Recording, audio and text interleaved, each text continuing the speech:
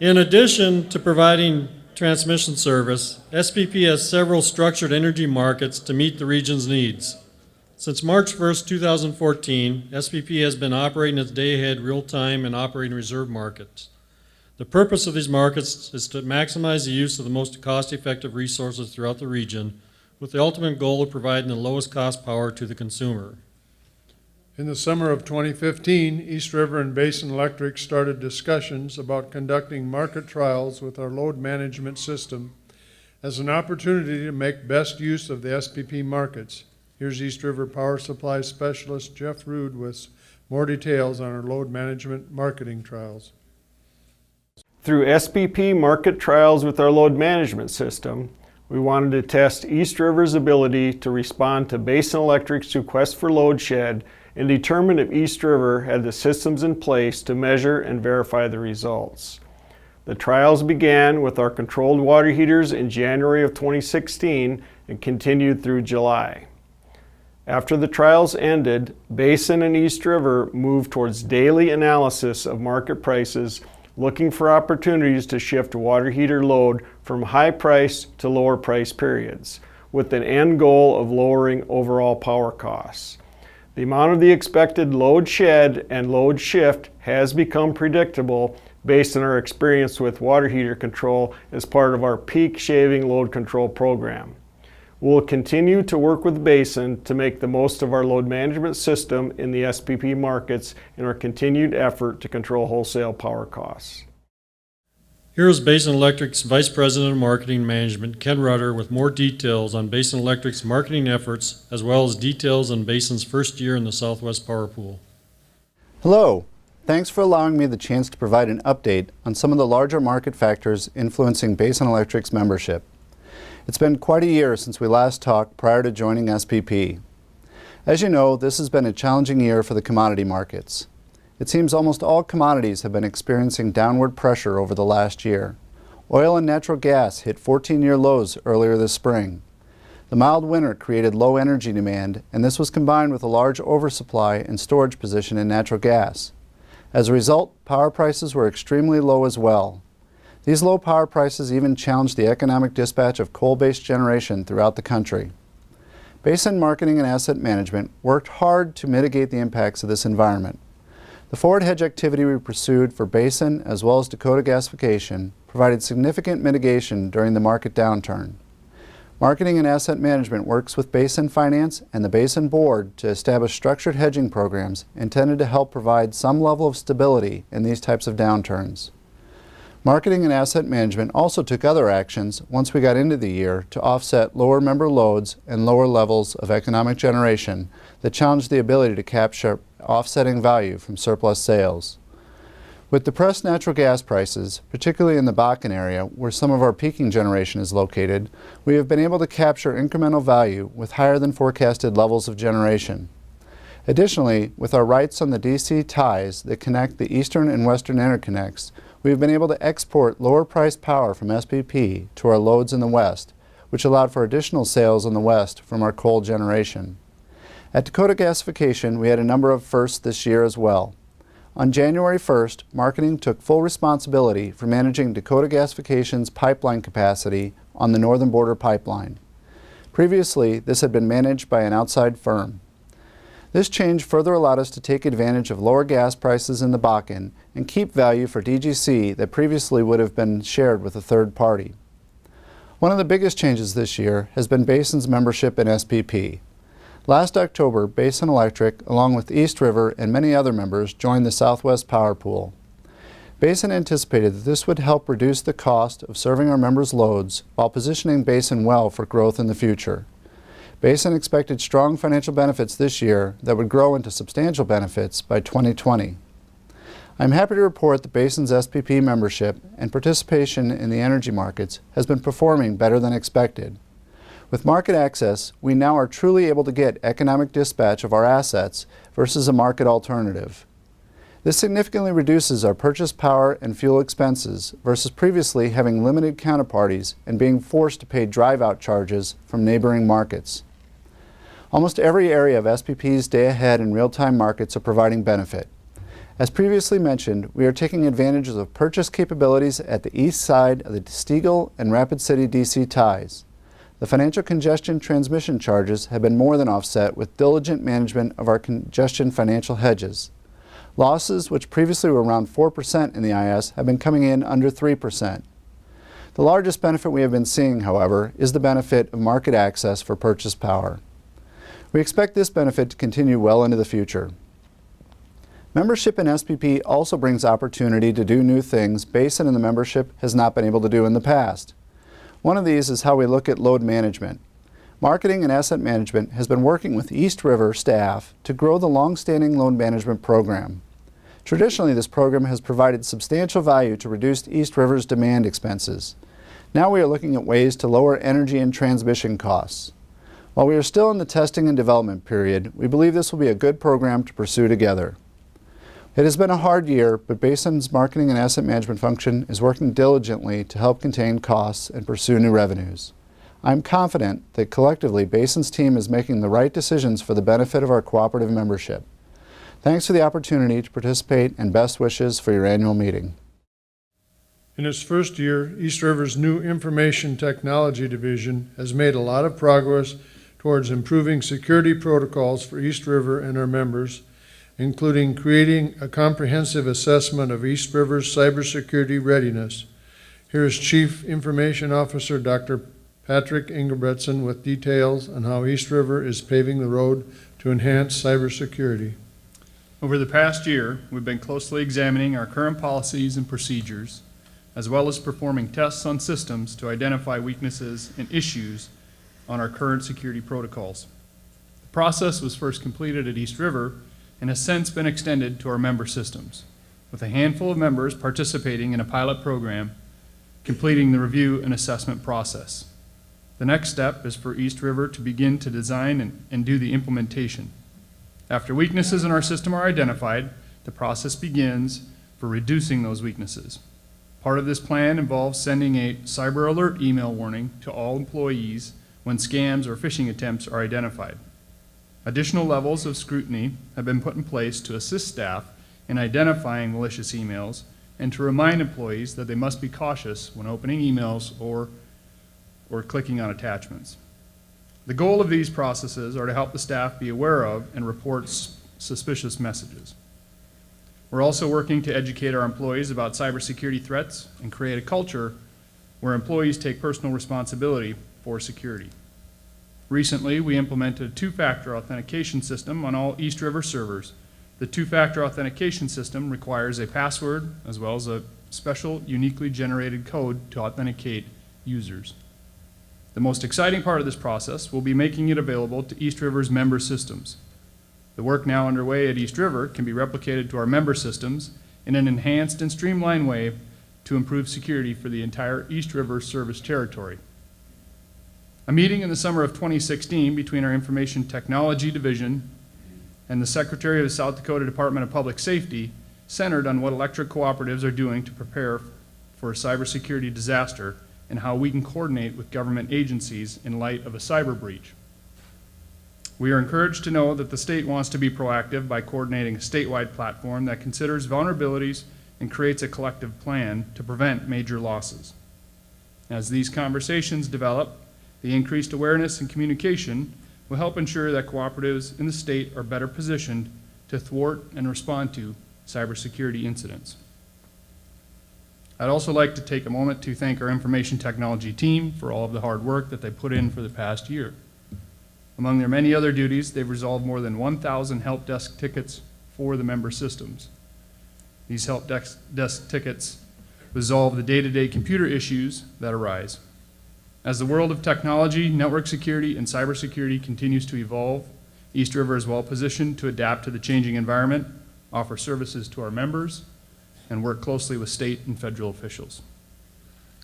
The replacement of East River's mobile radio system began in 2015 and is still on schedule for completion by the end of 2017. Having the new digital mobile radio system in place will help ensure that our future operations continues to run smoothly.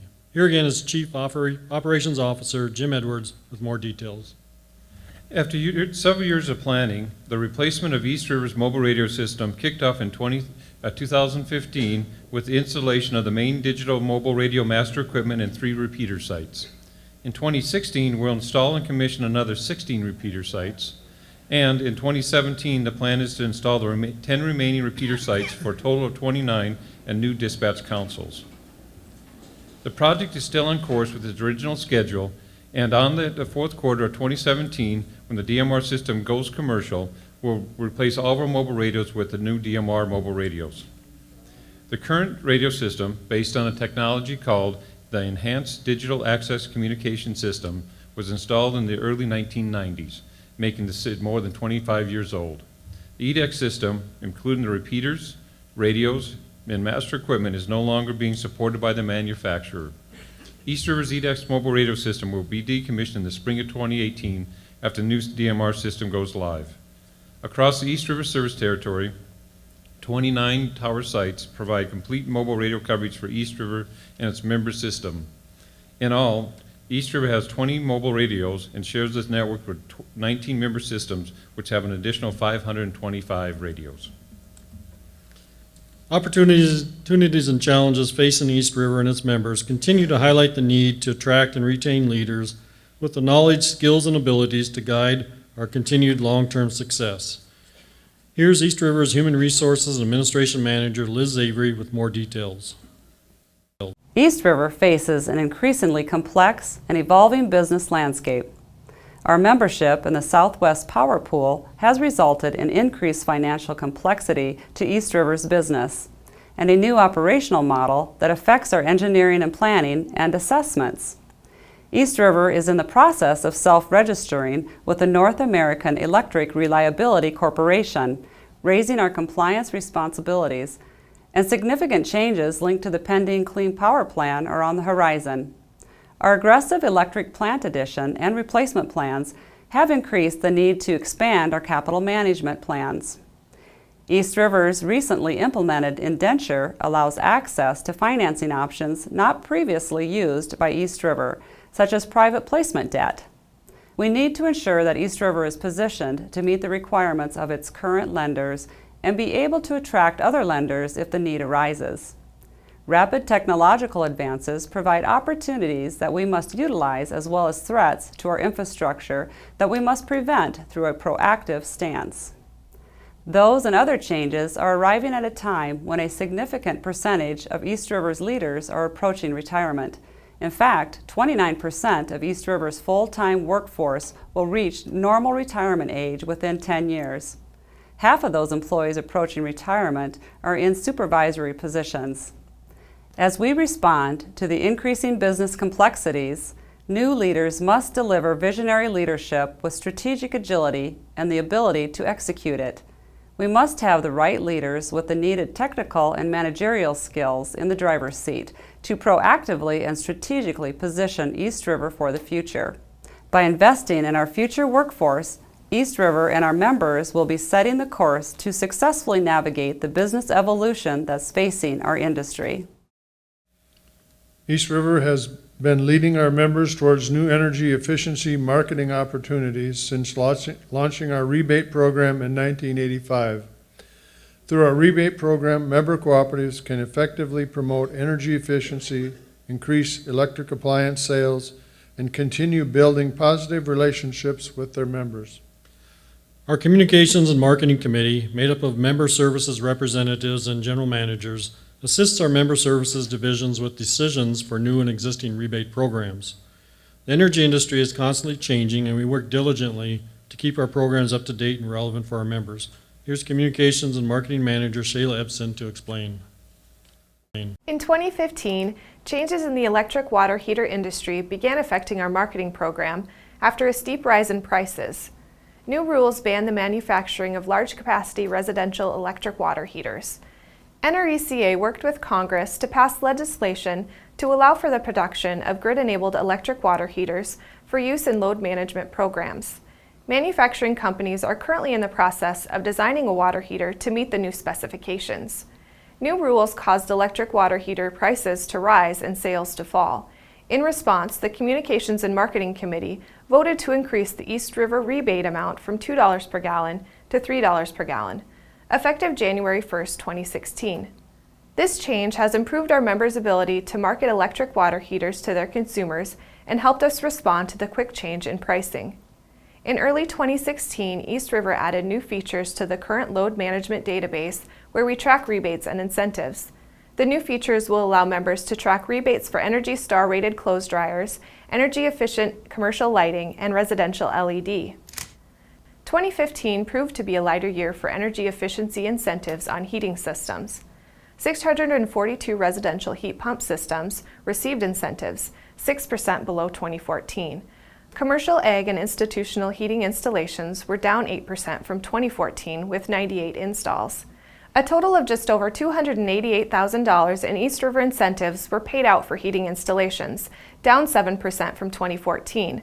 Water heater installations were down 5% with 987 incentives processed for almost $169,000 in East River rebates. Energy Star appliance rebates were down by 16% at just over $17,000, and weatherization rebates were down 40% at just over $8,000. Commercial lighting incentive rebates totaled almost $22,000, a 151% increase from 2014. Just over $12,000 of residential lighting incentives were processed. Looking ahead, we have seen a lot of activity since the beginning of the year. As of July 2016, the number of total rebates processed was 3,886, which already exceeded the amount of rebates processed in 2015. As part of East River's strategic plan, we continue working to further enhance our commitment to community by investing in rural areas. The READ Fund is celebrating its 20th year in 2016, and here's Economic Development Manager Linda Samuelson for an overview of some of the projects the READ Fund has been involved with in the past year. One of the 7 cooperative principles is cooperation among cooperatives, and a recent Rural Electric Economic Development Fund loan issued to RS Fiber Cooperative is a great way we're bringing that cooperative principle to life. Much like in the 1930s with the rollout of rural electricity, the private sector can't currently justify the expense required to build a broadband infrastructure in rural locations. So cooperatives such as RS Fiber are forming to get that job done. With the help of a $1.5 million READ loan through Renville-Sibley Cooperative Power Association, as well as a $1 million pass-through loan from the U.S. Department of Agriculture, RS Fiber brought together 17 townships and 10 cities in Minnesota interested in constructing a fiber optic network to deliver much-needed, world-class broadband communications to rural locations. Other READ Fund projects we've been working on over the past year include administering small business loans in Clear Lake, DeSmet, and Webster, assisting development corporations to finance buildings, businesses, and housing in Britton, Webster, Madison, Doland, and Southeast South Dakota, and helping 9 member cooperatives secure 0% interest financing for a dozen more local development projects throughout the region. The READ Fund and its members are positioned to have their strongest year ever in 2016. The READ Fund was established in 1997 to leverage private investment in an effort to assist small businesses and rural communities in eastern South Dakota and western Minnesota. The fund has been involved in 275 loan projects with just over $20 million in outstanding loans, invested in 104 projects helping to pave the road to new opportunity for people and communities in the East River Service Territory. Through our annual sponsorships and programs, East River's employees take pride in exemplifying the cooperative principle of remaining committed to the communities we serve. We continue to partner with our member systems to provide thousands of dollars in scholarships for graduating seniors as part of the Touchstone Energy Cooperative Scholar of the Week program. Our commitment reaches out to United Way, Kids Voting, Backpack Program, Feed in South Dakota, Special Olympics, Junior Achievement, and many more. Here's Chief Member and Public Relations Officer Chris Studer with more information on our latest efforts in staying committed to our communities. In 2016, East River's Employees Committee organized the 52nd Annual Mountain Oyster Feed.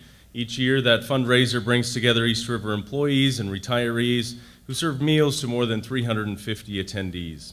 Proceeds from that event go to Lifescape, a nonprofit that works to empower children and adults with disabilities to lead fulfilling lives. Over $18,500 was raised at this year's event, bringing the total since the fundraiser began to over $218,000 raised by the Employees Committee at East River. The 2016 East River Energizers Relay for Life team raised $11,241 of the more than $43,000 raised to support the Lake County Relay for Life.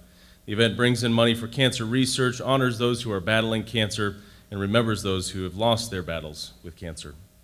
We also continue to partner with our member systems to support communities throughout our service territory. East River teams up with several of our members under the Touchstone Energy Cooperatives brand as a major sponsor of Ag Appreciation Day at the Sioux Empire Fair. It's an event held each year at the fair. The cooperatives serve a meal to farmers and ranchers and provide electrical safety demonstrations during Ag Appreciation Day.